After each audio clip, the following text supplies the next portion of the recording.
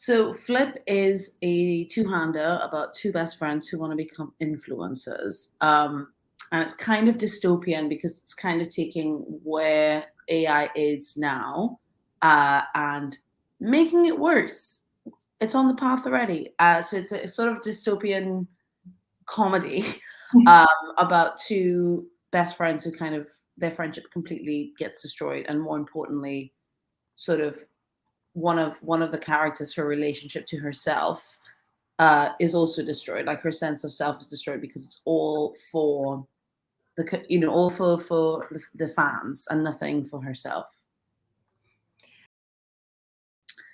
Ooh, I'm really good at rejecting offers, which is bad because it's not financially smart.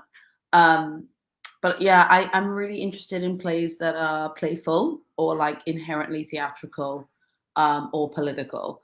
So that kind of sounds boring if I say it like that, but that's what clown is. That is what drag is. That's what like a lot of my past work um, utilizes those very direct political theatrical forms. So I wouldn't particularly say I'm very interested in naturalism, but that's not true because I'm dying to do a Chekhov.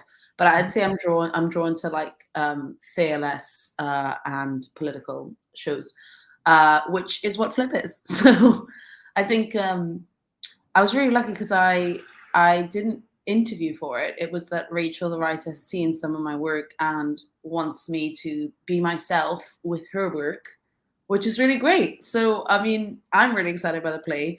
And I'm also just really excited by the collaboration between me and the writer because it's just there's no hurdles because she's like, I know what you do. Can you do it for me? And I'm like, I would love to do it for you. Let's go even harder. Let's fucking go. Sorry. I'm actually like quite chronically chill on opening night. I think, yeah, I just think so much of my process is trying to mitigate all the problems before they can happen.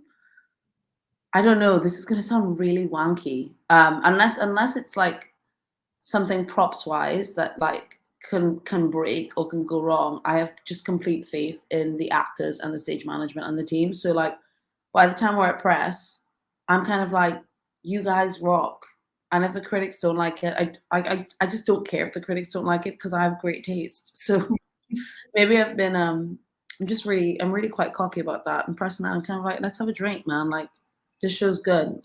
Let's go. I think so. I'm very collaborative in the rehearsal room, and that's great because it means we have as much ideas as possible. And like I work with the actors and the designers and the stage management. But what I think is surprising is how long it takes me to make a decision because I'm very, very pro.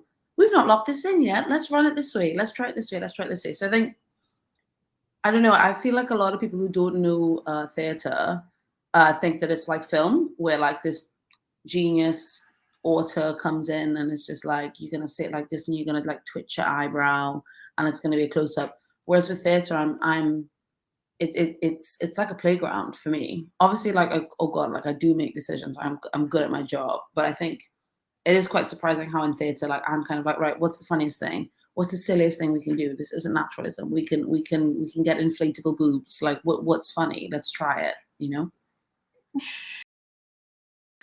If that wasn't evident, probably clown and cabaret. I'm a drag king, so I'm super like in the cabaret world. I mean, I don't drag as much as I used to, which is a shame. But yeah, I would say the theatre that I'm interested in has a lot of clown aspects and a lot of like cabaret themes. But then also, frankly, I think the best theatre ever is always going to be a gig. It's always going to be like I saw David Byrne of the Talking Heads, and that was the best theatre I've ever seen. And ironically, that went on to do a Broadway run. So like it is theatre. So yeah, I think I just really like theatre that's aware of the audience and encourages the audience to become a part of it, which is what theatre should be, in my opinion.